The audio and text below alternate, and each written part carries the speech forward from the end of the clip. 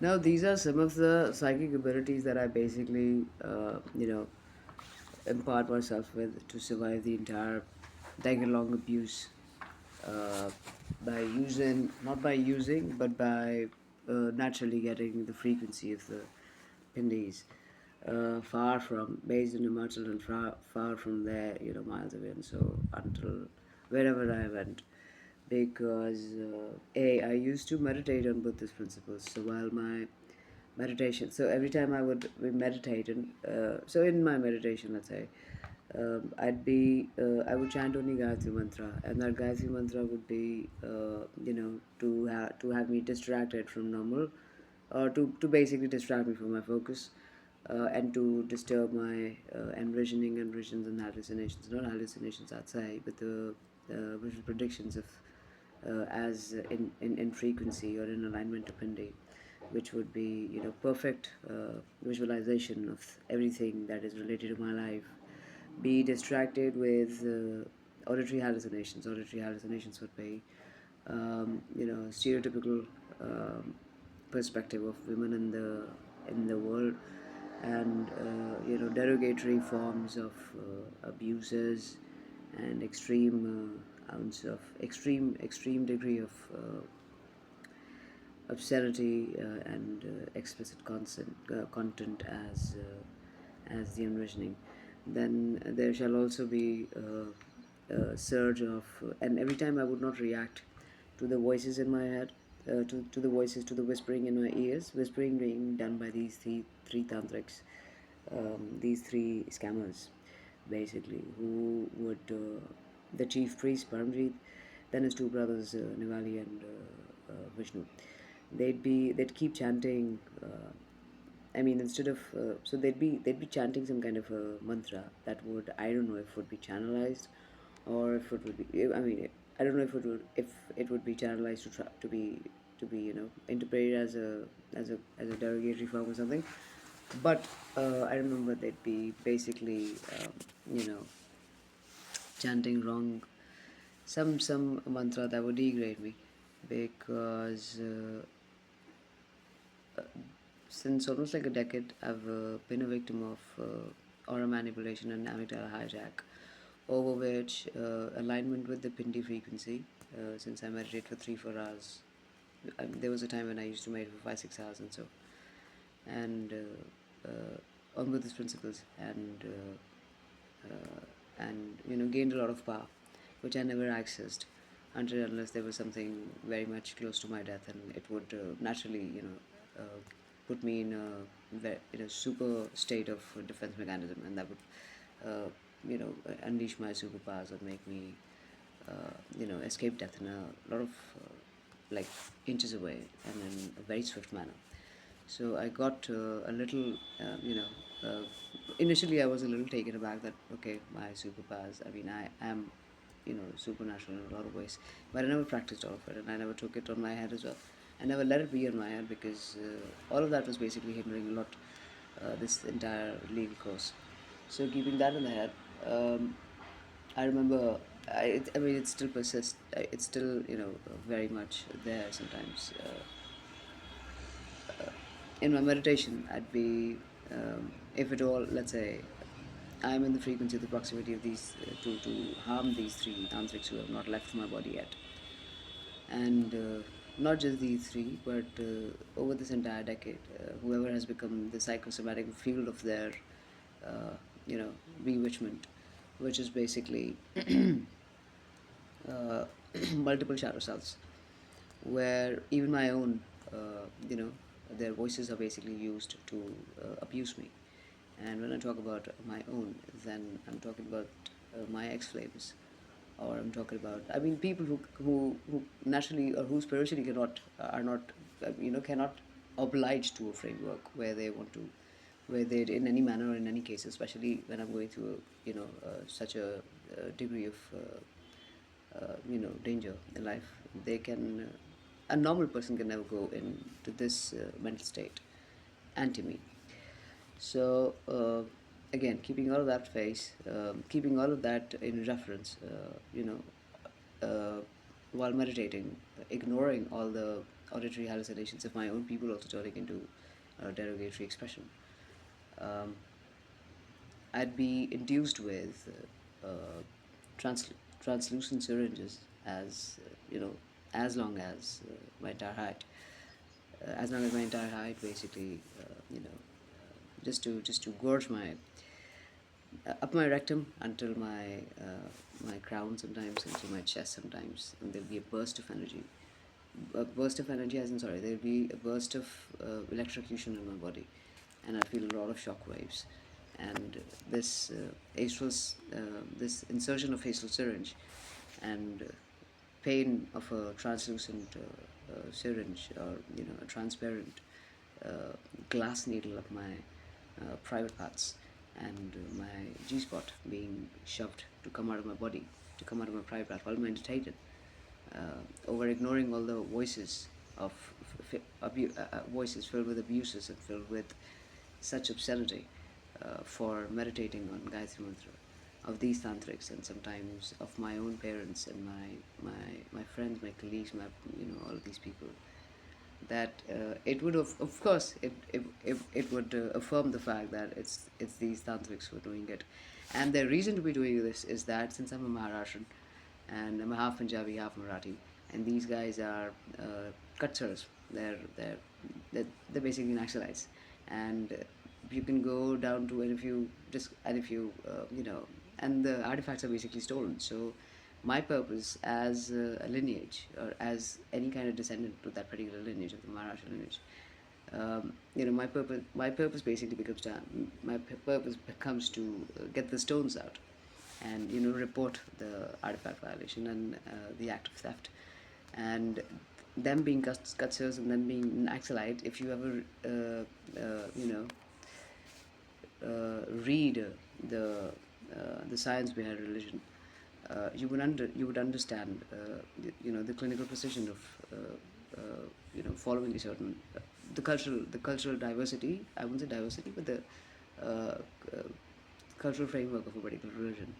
If you ever get into that, you'll understand why somebody speaks a certain way, why somebody remains stable to some a particular habit and attitude, and so and psyche and all that and stuff. So keeping that in the head, they come from an Naxalite group, and they've done active theft. They've been anti-national to Indian artifacts. They've been guilty conscious and you know murderers who are being guilty conscious than surrendering. Plus, they've been uh, very passive agencies to social stigma, and to save themselves, and to like remain shaded and remain whatever guarded, or whatever you'd like to say. Uh, they are very much inclined to a certain sect only. So obviously, I mean, it's a terror cell. You know how terrorists basically work. They'll have their own grouping about it. I mean, it's basically the defiled form of colonization. Let's call it like that. And to run the defilement, they've got a very sacred piece from a temple stolen, and using that frequency, and then using the frequency of the entire mass or the entire colony to exhume a certain light that is not white, but black or some other color. So keeping that in the head, it's requested that my writ has to be taken a little seriously. I'd be putting it out on Instagram. Sorry, I'm so sorry. I've put it out on the e-file portal. I mean, I've filed it on the portal. Then I've gone forward with. I'm putting it out on Twitter as well. It's been 11 years that I've been, struggling with all of this, and the kind of abuse on women, kind of abuse on men, and kind of animal abuse I've seen because of these pindis being violated. I cannot explain how many artifacts throughout the planet, would be under any kind of, custody, being violated and causing so much of paranormal disturbance in the world, that nobody has a control over the catastrophe, the environmental catastrophe, or the psychological warfare, or the uh, or the man-made, the man-made tangents of destruction, we might further be, victims to. And especially if we talk about the overpopulation in the world, then I can give you in writing that pindi, these stones, pindis, they happen to have a soul, okay, and these are stones that they're very coarse and very, of course, they're stones, but they have the power to cry on their own. They have the power to make you feel so velvet in the entire body. Wherever it pains, it can induce, a certain, how do I say, water secretion or juice secretion or substance secretion in your body to balm that area full of pain. And uh, if you align your mind to the frequency of the pindi, we have a condition in the we have a condition in a in a body where what happens with the brain is that if a certain part of a certain organ of our body is not working, our brain can assign that particular duty to an adjacent organ or to a different organ of the body, and that organ then obviously takes that entire course of action and heals the body. So this adjustment, this replacement, the substitution, and all of that, our brain is obviously well equipped. And let's say Pindi is 100%, brain activated, and that's why it's called sacred. And any kind of human intellect, if is stuck in the entanglement of, earthly desires with the frequency of the Pindi, will go mentally ill, because they are in a body, they are in a very sensitive body. A human form is a very sensitive body, and they're stuck in a very sensitive body over which, if you practice more than the potential, as per your karmic reality behind, or as per your capacity to be able to handle your body in a certain manner, until and unless you reach that 100% potential where you can handle your body completely and you can annihilate yourself from this entire thing that is there in the world, or you can read one order, or you can read one verse that can think, intent, whatever. If you can, if you can be 100% god mode, you can snooze the entire planet down. And when you snooze the entire planet down, you can sublime, you can, I wouldn't say sublime, you can manipulate the sleep, you can control the sleep, right, of the entire planet, or over that particular sleep, without being abusive, without caring about, without losing the grip on the invisible portals of the souls as well. If you can bring the entire alignment, bring the entire invisible spectrum also in your cognition, and keep them completely aligned, and then do a certain act, the kind of the kind of how do I say, the kind of result that shall be there in the cosmic sphere will be will be some will be how do I say, will be possible for the human eye also to record, and then be craving for it. And the more I wouldn't say craving like will be reconditioned or revived or conditioned again. Yes, will be reconditioned to like probably adapt and remain principles stricken over it. And this is what happens. I mean, in terms of getting one ounce of high that you get from pindis. When I say high, we're talking about the meditation. When you reach a certain when you reach a certain level of transcendental peace, then velvet mind, and your body flowing, and extreme fluidity in your head, and lucidity in your head, for you to always remain passive with the solutions, passive as in like super fast with I know what to do, and without even chewing, without getting affected by anything, you can reach the 100% of your brain, and also not even be harmed by the 100% of the brain. And this is what happened in my case. I survived this entire decade with first degree murder attempts, and I saw the paranormal patterns, and yet I was very much guarded and mindful over by my own self and by the chanting that I did. I used to chant, I mean, I still chant Gayatri Mantra, and that opened me a lot of portals where gods like all the Indian gods and all the foreign gods as well, and mostly the supreme deities, the figures that we've had, the four religions, the four five religions that we have, and their supremacy. They all have been as omniscience, very much static to my brain, and they've always given me, against any kind of visual hallucination that's been derogatory and that's been haunting. They've always given me a very beautiful, form of faith in being positive. And I've seen some very beautiful visuals. I've seen some very calming effects on the body of the Pindi frequency. Pindi speaks to me. So the kind of people they are, I've heard the kind of talks they do in my ears, and the kind of parapsychological sexual abuse that I've been through, and the kind of thought process they have over women, and the kind of abuse they do to women. If I ever do some little paranormal interrogation of what I hear, and say whatever is going in my ear currently right now as well, you'll murder these men. And to interrogate these men, about to make them confess over who they are exactly. If the cops ever go there, anybody who goes there can understand of what's going on with me and what they could be doing. But if you wanted to know why they destroyed the Red Tape Intelligence, how many years have they been hiding the Red Tape Intelligence over? Since 40 years. Till what degree? How many terror attacks, like for example 26/11 that happened?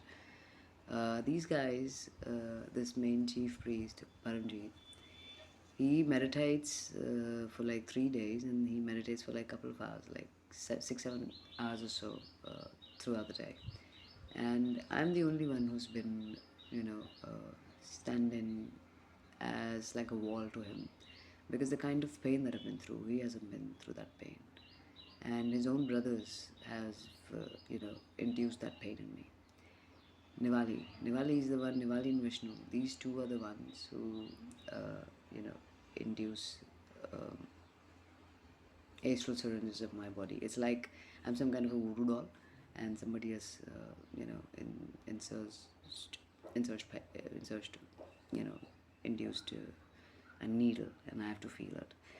And why I know these? Obviously, they've not done anything in a physical form. But every time I meditate, the forms that I could see. So let's say there's a holographic blueprint that opens in front. And in my case at the moment, my ability to see if who's harming me in what way, especially with this, is a pure white line. I mean, a pure white shape. Who's done that? So, for example, if I ever go in person to them to learn who did that, if I'm sitting, if if I'm not talking to them, but if I'm just sitting at a distance and observing of who could have been done or who could have done that, there'll be shadow selves. There'll be a man or a woman or somebody that will walk in, and either point to this particular person. If I'm thinking that who could have been, I want to know who inserts the pin in me. Over that, there'll be complete silence for some time, and then suddenly I'll see an unreal, hallucination. It's a part of visual hallucination. An unreal person coming in and pointing it out at this particular person that he, out of these three, he did that, and then will leave. And the moment I'll sit in front of that particular person to question, I haven't spoken the question, I haven't asked the question. He's doing his jhada and everything. I'm sitting in front and I'm about to ask that, I'm going through this pain, are you sure? And I know that you've done it. The moment I'm about to say this, that particular person will be like something like that. He'll go completely paranormal. It's like you're sitting in Balaji and you suddenly see somebody who's completely, taken into possession for doing something wrong somewhere, and now suddenly getting bewitched. So this is what happens to me every time somebody's done anything wrong to me, and if I go and stand in front of them to confront, before I can question, before I can, uh, put that thing out, that intent in me is enough for them to, act paranormally, act abnormal. And it is so abnormal that it's a paranormal nature. It's a paranoia and a different sense of paranoia, which is, observed in India only in places where witchcraft or, all of these things are basically, where exorcism kind of like happens. And this is, I think, enough for me to, not engage with that particular person, and not take a course of action until and unless, I'm equipped about it. And when I say equipment, I have been crying for, see, I'm a film director, okay? If I wasn't done this witchcraft in 2016 only, until now I would have bought, I don't know how many, you know weapons. I can't tell you the kind of inventory I would have had in terms of weapons. I do a lot of action. I write a lot of action drama. Uh, because of these fucks, I haven't been able to direct even a single film. Because every time I sit down for budgets, do you know what they fucking go on to be like? They'll be in my ears telling me that, Surbi, if you dare take any kind of money for any of your projects, to leave us. Leave us, not even like escape us. Leave us.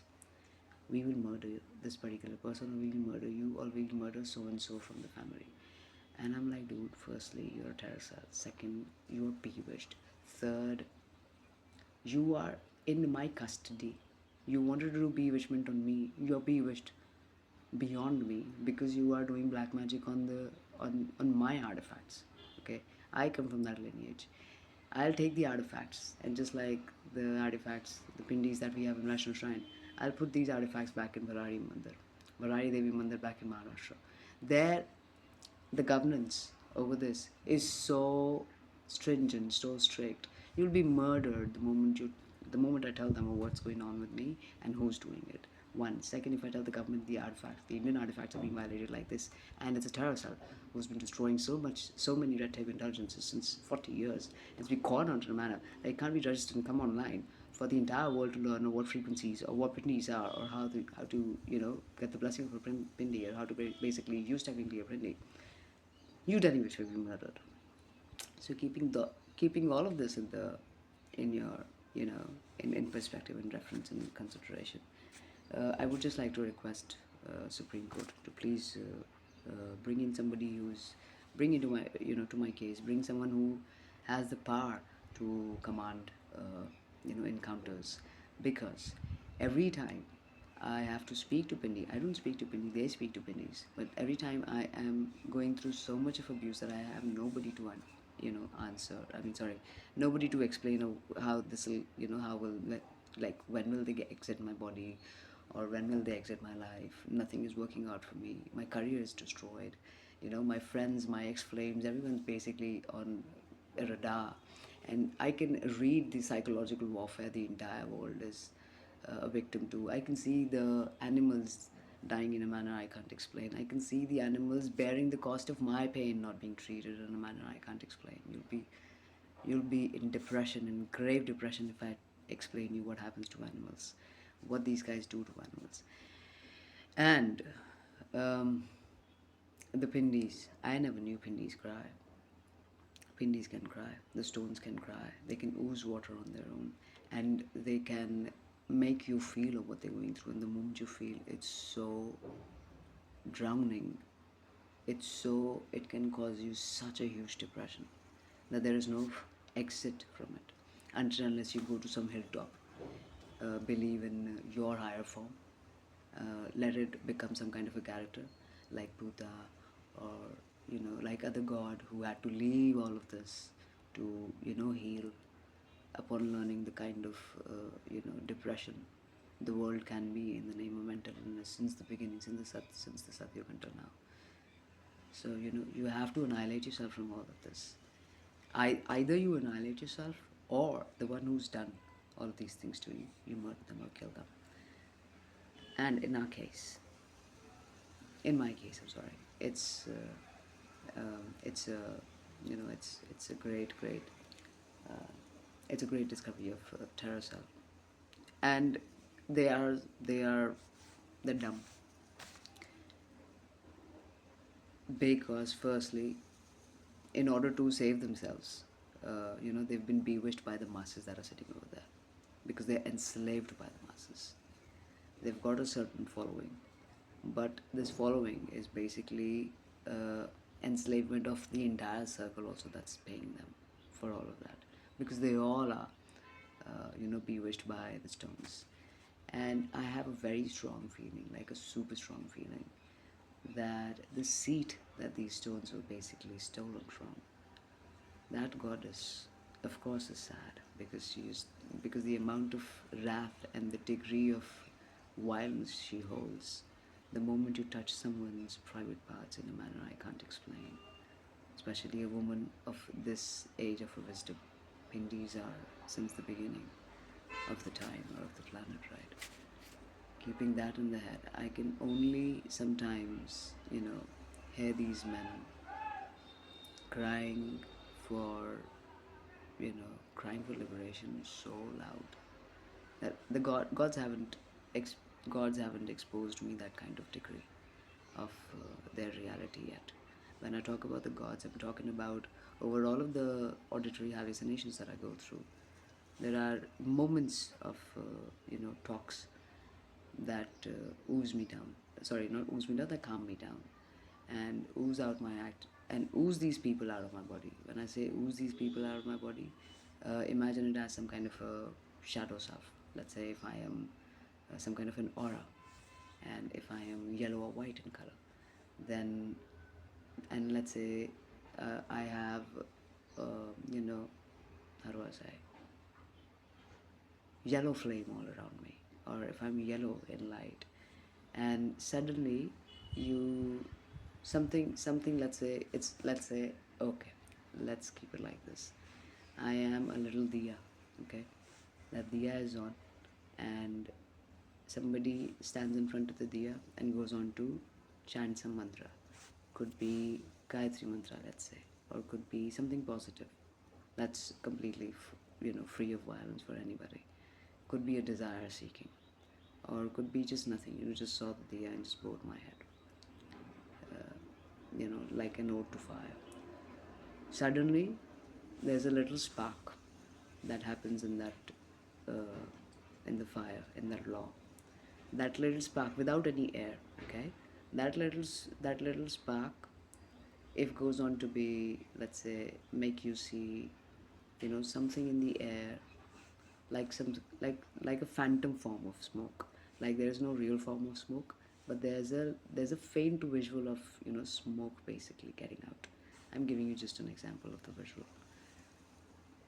If that smoke is basically out, there is a possibility that instead of the yellow flame, you'll see the white flame.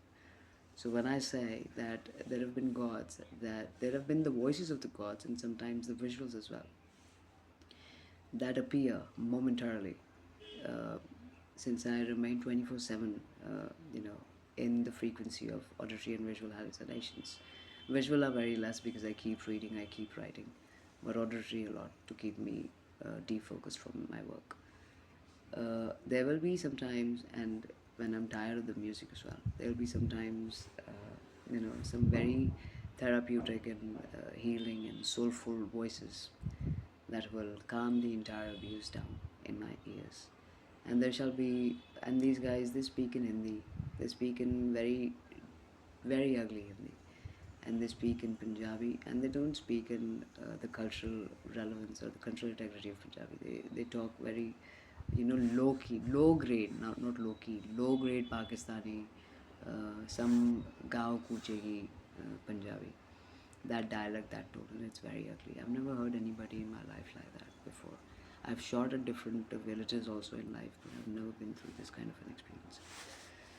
I mean, the Naxalites have a different, you know, sense altogether. It's very demeaning to explain them of who they are. If at all I'm, allowed to be open about my experience then I'd be able to help you understand the kind of abuse I've been through all my life. Everything that I'm saying right now is very small. If I explain you how my dog was murdered, and if I explain you why my dog was murdered, it was also, you know, I mean, even that is enough to help you believe that the pindis are basically to be, you know, extracted from that stench hole and be put back to the seat of the goddess, and bar that space from letting anybody go near the pindis and, you know, do something. Just like how we have a deep seat in Vaishno Devi, where pindis are like almost like a couple of miles down. Sorry, a couple of you know, some space, some distance down from the actual, for the dummies to be up. These pindis should also be kept, you know, somewhere on a, you know, higher plane where natural water inside the mountain can, you know, keep the pindis washed all the time. I mean, wet all the time with the water, so that everything over the 40 years that these guys in the name of black magic have done, and in the name of extortion, whatever number of murders, rapes, and, you know, conflicts they must have done to people, all of that has to be, you know, cleansed of the frequency of the pindi to keep it as sacred as possible. Because at the end of the day, the purpose of the pindi is to be architecturally strong, and frequency-wise, you know, a kind of frequency that can be in alignment with the entire cosmos, and nobody has to become a victim or be electrocuted over, you know, learning or understanding of why, you know, certain things work like this, or if they are, I mean, I mean, they should be in some kind of a capacity where defilement does not enter the frequency of Pindi, because it's not philosophical.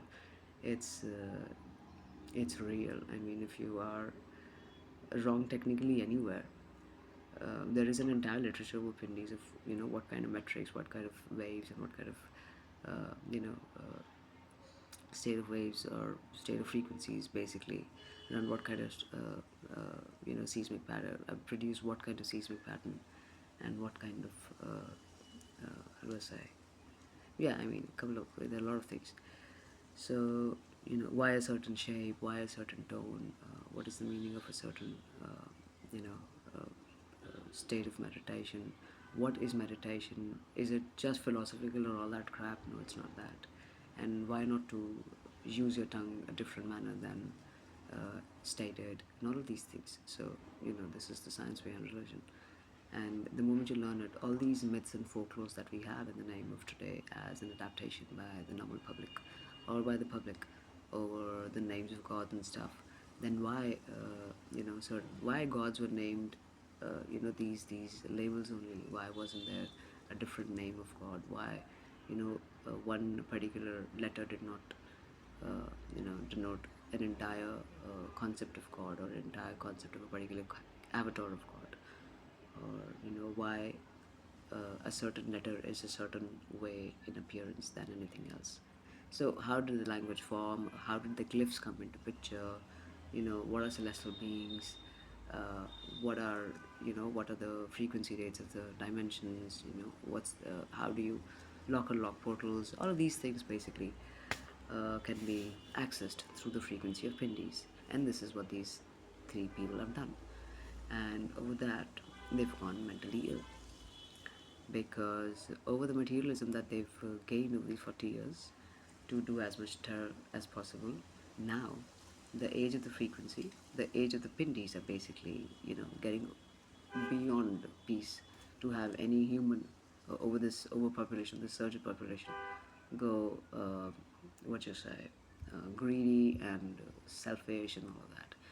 And it's high time that these guys who've never been recorded until now for their deeds and all of that crap. I mean, if they would have been earlier, I don't know what stopped them. But now that I am telling you that it has to be done and it has to be retrieved, then it has to be retrieved. Because I don't know if anybody before did that and was murdered, but now that I'm suggesting, um, you know, a couple of people from my life are under great extreme scrutiny and under murder and rape threats for getting the artifacts retrieved. Now, if artifact retrieval which is not open to public, and goes on to create so much of paranormal disturbance over getting in touch as a frequency, as a different frequency, as an alien frequency, or as a small frequency, like a weaker frequency, or whatever for that matter. It goes on to drive anybody go this mentally ill, that I will murder you or I will kill you if you do not listen to my demand. Obviously, it is an anti-national act for that particular person to be sitting on the Indian artifacts and expecting, a certain obligation in the name of Pindis that do not even belong to that particular person and are very much, the act of theft. So, Supreme Court, are requested to kindly please assign me Menika Goswami, Arundhati Kaju, or any senior lawyer who has the authority to, command for encounters if the Pindis are denied, given back. Because I can tell you, I could give you in writing that there is going to be extreme hellish melodrama and a kind of paranoia that you cannot believe people can drive or go mad over until this degree or to this degree. So, yeah. I mean, if we let's say talk about Sadhguru to begin with, Sadhguru is a kind of entity who's, got so much of frequency of or sacred energy in his body that people kind of like get into, what you say, their, what do you call that? Uh, I don't know what's the word, where they start moving their head, where they are, bewitched, or they are transitioning into the state of exorcism, where they're sitting in meditation and they start moving in there. I keep forgetting. There's a lot of dementia also because of all of this crap, because it's takes so much of it's taking the justice is basically taking a lot of time to be served in this entire thing. And Human Rights Commission has been, they've been haywire themselves over it. I don't know, I've been asking them to be NVW about the act of theft, and I've put my application down to for an FIR to Varari Devi Mandir in Maharashtra as well, to get a hold of their consciousness over the Pindis found there being, violated by a terror cell.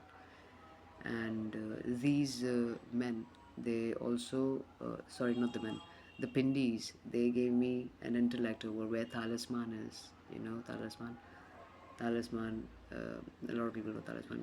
In case you don't know, it's a holy book of, verses that can heal you within a second of the most dangerous diseases ever.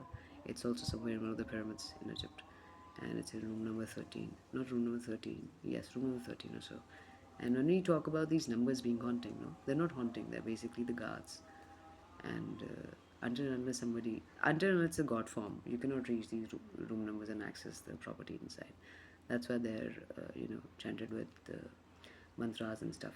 If you are pure in your heart, and I mean, if you have the heart of God, then you can access, and then you can surpass the witchcraft-stricken mantras as well. Or then you can take any kind of pain. But if you are not, then you'll die. So that's why it's called, paranormal room number 13, and all of these things. So the Bermuda Triangle, it's a big mystery. I haven't been to Bermuda Triangle. I wanted to be at Bermuda Triangle way long back, regardless of the theories that it has, because there's something, there's some very deep. I feel it's a direct entry into the depths of the firmament. So yeah, but it's okay. Curiosity is always healthy once you've cleared your baggage. And my baggage at this time is the stones that I feel violated. They've got a soul. They've got a sacred soul, and they cry. And it sounds very fictional. I know it sounds very it doesn't have any it doesn't have any basis and so and so. How would we gather evidence over it? And there are two ways for the evidence. One is that either you do narcotic on these people, or I have my own little diary of the verses dedicated to Pindis, okay, my own mantras, and it's a very clean interpretation of the mantra. It does not, state to any higher form of the character that we know, like no Lord Ram, no Lord Krishna, no Lord Kali, no Lord Shankar, no none. none of the characters, but Pindi herself. And every time I read the little verse, the little verse of Pindi, it activates in my body. And the kind of high I have, I can command a murder on the person. I am that, I'm that crazy about things. But, I mean, I'm that empowered. But then empowerment is potential only if I'm on a platform where I can see the entire mass in front of me as some kind of a pattern that I have to heal. And that pattern is possible only if the the actual goddess, which is the Barari Mata back in Maharashtra, only if she, you know, takes the takes the Pindis back in a seat. Okay, let that whole place feel the energy and the frequency that needs a requirement to cleanse the Pindis of itself. Once there is an intuition from that, once the stones are put back on the seat, there is going to be obviously a natural intuition of how to have the how to let the entire thing, I mean, how to have somebody basically work in that favor. That is one. Second, putting a monk who's been in a monastery for years and putting them in front of the pindi and then hearing them or what the frequency says, and what is a better dialect than what these three people would be. That is a way better form of understanding and noting down of how to understand the forthcoming predictions that can destroy the country, destroy the planet, whatever range of frequency. And pindis are like, 100-watt battery. Okay, if you're feeling, it's like eating ecstasy. It's like doing ecstasy. It's like some psychedelic that can take you on a different pace with life altogether, all seated in one space without making you move. And when you're meditating, people who don't know how to meditate, what to meditate on, or people who can't meditate over 10 minutes, they can meditate for the entire day. They can remain in meditation, deep meditation, for an entire month. That's strong the Pindi is. So, and during this meditation, the forms of God that come in front to check, Haji, what's going on with you? What do you need? Tell me. Can we help you? Something like that. All of these things, that kind of starts happening, okay? But this man, these three people, they have abused, violated, and exploited the Pindi, the frequency of Pindi on the planet. They have only added to the baggage and to the weight of the social stigmas in the country. They have only abused women to left, right, center, to death. They've only destroyed in and out their faith in the name of God by trying to kill me, over realizing that I am a form of Krishna. I have some superhuman powers in my everybody has, but the degree of my abilities has been a little more aggressive, and the amount of grace I need over every act of death that I basically intended by these three, and the kind of violence I've basically, how do I say, surpassed or survived over for uh, getting them for slapping 344 on them, which is wrongful confinement, and then realizing that they come under 377, Anti-Black Magic Witchcraft Act, and Antiquity and Artifact Violation 1972. These four acts, the amount of violence I've bared, and the amount of destruction, financial and career, that I've bared, and the amount of depression I can never get off my soul for losing my dog the way he went off, and the amount of wrath I've never practiced yet for having one of my ex-flames being objectified in a manner that I made almost half of Calgary, actually more than half the Calgary, go insane about keeping her guarded against all of this that was going on. It's mentioned in my writ petition as well. So these, 4, 5 desires that are basically left as some kind of a defense mechanism against the beautiful life that I had before I visited this witchcraft stricken, this bewitched temple, is almost like a defense mechanism over any god asking me, oh, which portal after death would you like to go? Because I haven't seen you living your life ever. So what would you like to say about it? And then I'd be like, I'm murderous. I have not tasted the best of the world. The worlds, I have not been myself, and I have constantly been beaten for talking the truth out. And when I say talking the truth out, I'm not talking the truth about myself. I'm talking the truth about somebody else. My mother being hit, my mother being parapsychologically abused, my father under possession, my brother being given epileptic seizures, and I know how the epileptic seizures are basically being given. I can see animals going through electrocution. I can see goddesses, Indian goddesses, being sexually obligated by these men. I can see such many things that you cannot believe, and then the God be like, I've seen you, I've given you, tangents of entitlement, of manifesting the metaphysical so many times in life that you've given up on keeping peace over the fact the stones are dug over there, and these people are to be moved on.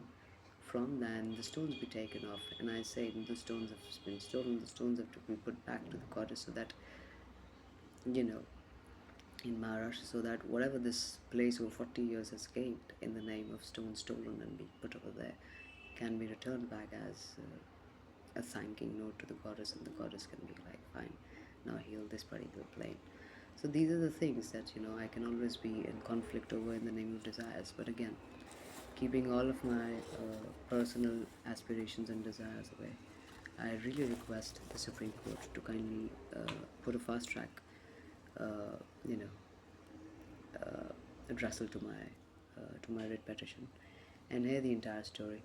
And these four acts that I said are, I think, enough to help you understand why the artifacts are really required to be taken off their current position and